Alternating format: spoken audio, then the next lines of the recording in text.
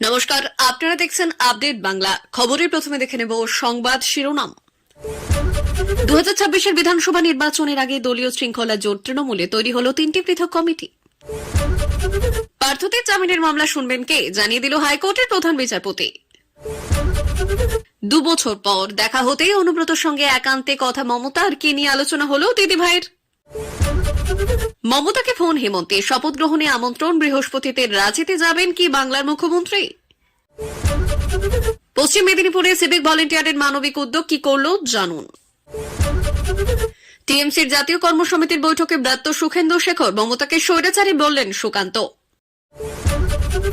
পার্থ চট্টোপাধ্যায়ের বান্ধবী অর্পিতা অবশেষে সবথেকে বড় আপডেট। দিনের বড় খবর, এবার জামিন পাবেন পার্থ চট্টোপাধ্যায়। দীর্ঘ প্রতীক্ষা শেষে মামলার শুনানি হাইকোর্টে। তৃণমূলের গাথাগুলো জানে না, আমি তৃণমূলকে জিতিয়েছিলাম, বিস্ফোরক শুভেন্দু। বঙ্গোপসাগরে ঘূর্ণিঝড় সতর্কতা, 11 রাজ্যে ভারী বৃষ্টির পূর্বাভাস। আসছি বিস্তারিত খবরে। নেতামন্ত্রীর আচরণে রাশ টানতে পদক্ষেপ তৃণমূল কংগ্রেসের। এবার থেকে দলের অপছন্দ কোনো কথা বা কাজ করলে ওই নেতা বা নেত্রীকে শোকজ করবে। যদি কেউ 3 বার কেউ শোকজের মুখোমুখি হন, তবে দল ওই নেতা বা নেত্রীকে সাসপেন্ড করবে। সোমবার মুখ্যমন্ত্রী ও তৃণমূল সুপ্রিমো মমতা ব্যানার্জির কালীঘাটের বাড়িতে তৃণমূলের জাতীয় কর্মসমিতির এক বৈঠকে এই বিষয়ে সিদ্ধান্ত নেওয়া হয়েছে। বৈঠক শেষে রাজ্যের মন্ত্রী চন্দ্রিমা ভট্টাচার্য বললেন, যদি দলের কোনো সদস্য বা সদস্যাকে শোকজ করা হয়, তবে তিনি তার উত্তর দিতে বাধ্য থাকবেন। পরপর 3 বার এই শোকজ হলে ওই সদস্য বা সদস্যাকে সাসপেন্ড করা হবে। দলের ক্ষেত্রে শৃঙ্খলা রক্ষা কমিটিতে রাখা হয়েছে সুব্রত বক্সী, অরূপ বিশ্বাস, চন্দ্রিমা ভট্টাচার্য, ফিরহাদ হাকিম ও সুজিত বোসকে।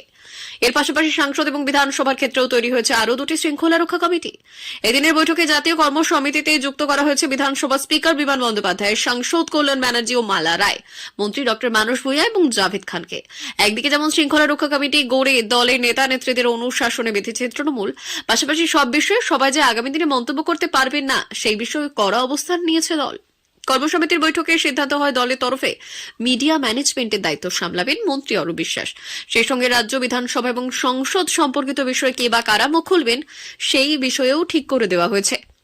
এদিনের বৈঠকে সিদ্ধান্ত হয় জেলায় জেলায় দলের প্রজন্ম নবীন প্রজন্মের কাছে তুলে ধরা হবে মমতা ব্যানার্জির দীর্ঘ রাজনৈতিক সংগ্রামের ইতিহাস, আর সেই ইতিহাস সাধারণ মানুষের কাছে পৌঁছে দেবে তারা। পাশাপাশি 2026 সালের বিধানসভা নির্বাচনের আগে মানুষের সাথে মানুষের পাশে নামে একটি নতুন কর্মসূচি শুরু করতে চলেছে তৃণমূল।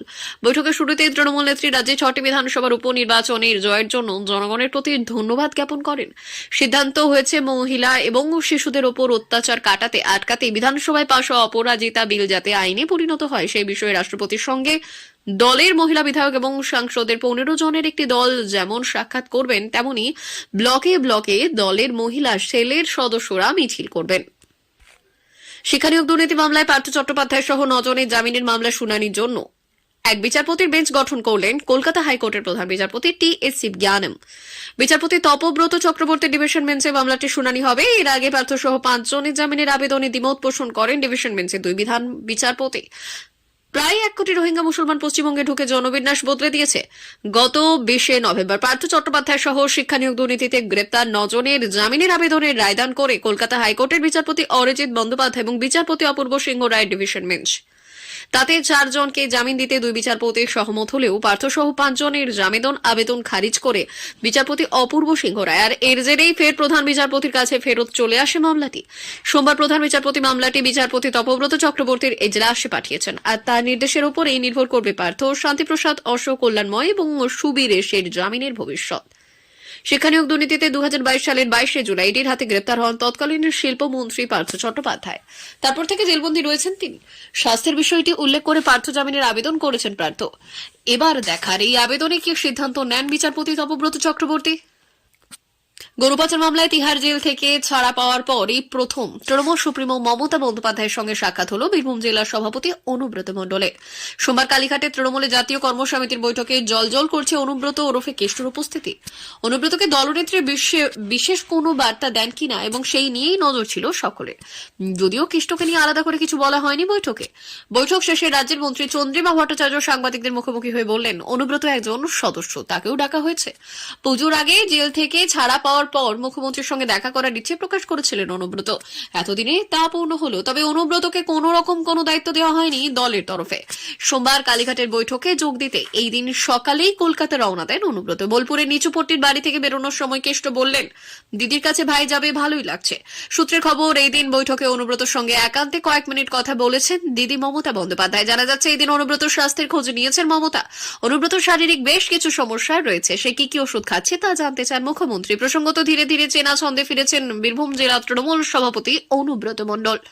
অনুব্রত জেল থেকে ফিরতে চলতি মাসেই বীরভূমের কোর কমিটির বৈঠক হয়। কোর কমিটির 6 সদস্যের মাঝে একবারে মধ্যমণি ছিলেন অনুব্রত মণ্ডল। কোর কমিটির সদস্যও করা হয় তাকে।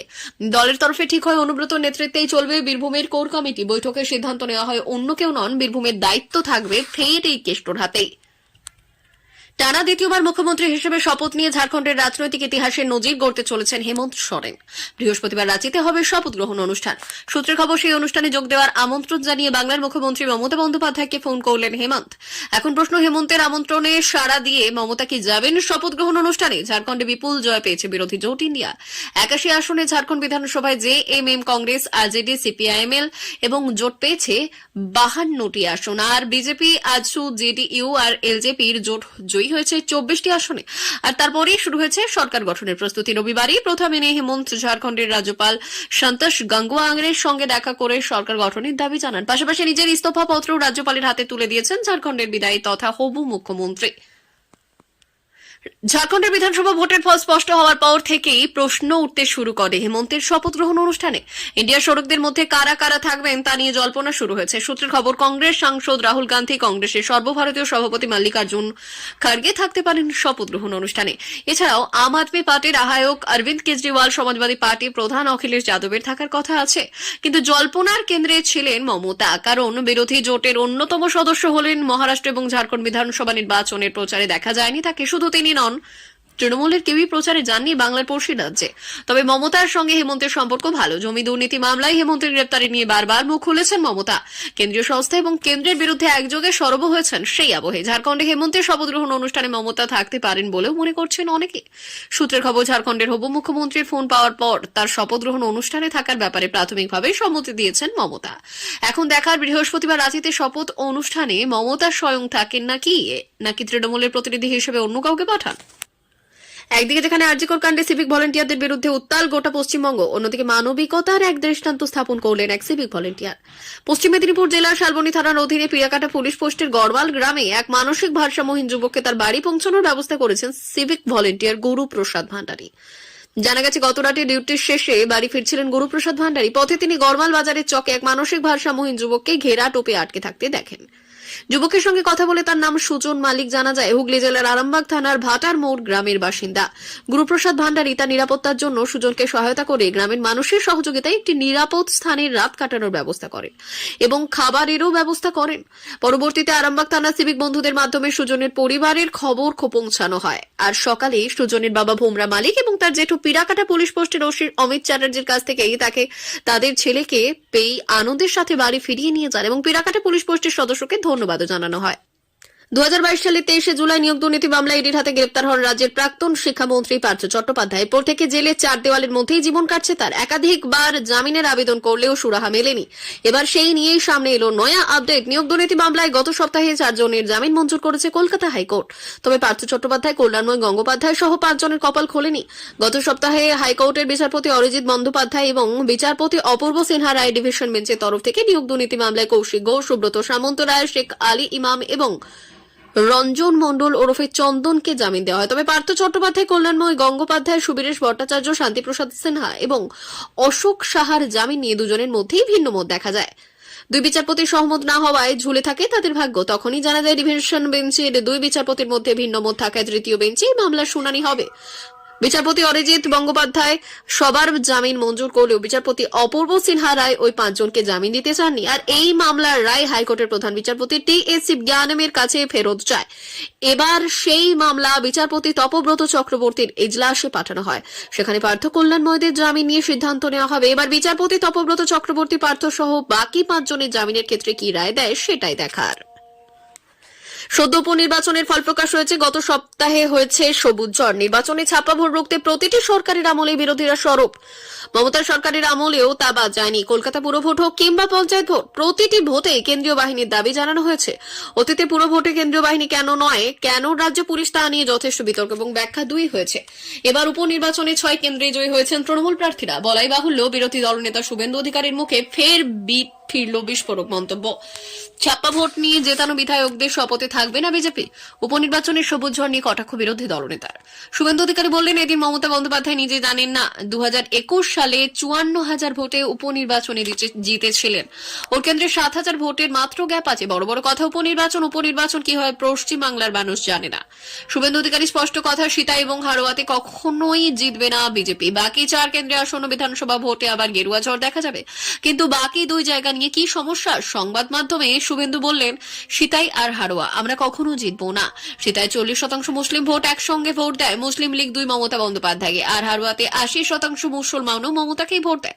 সোমবার অবশ্য ফের একই দাবি করে শুভেন্দু অধিকারী তৃণমূল কংগ্রেসকে নিশানা করেছেন। শাসক দলের কর্মী সমর্থক নেতাদের মূর্খ গাধা বলেও কটাক্ষ করেছেন তিনি। পরিসংখ্যান দিয়ে বলেছেন, তৃণমূলের গাধাগুলো জানে না 2019 সালে মমতা এবং অভিষেক বাড়ি থেকে বের হননি।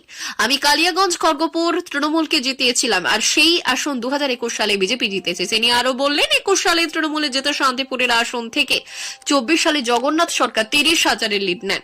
তাই এসব গল্প বলে লাভ নেই বলে দাবি শুভেন্দুর। প্রিয় দর্শক, এখনকার মতো খবর এই পর্যন্তই। ধন্যবাদ।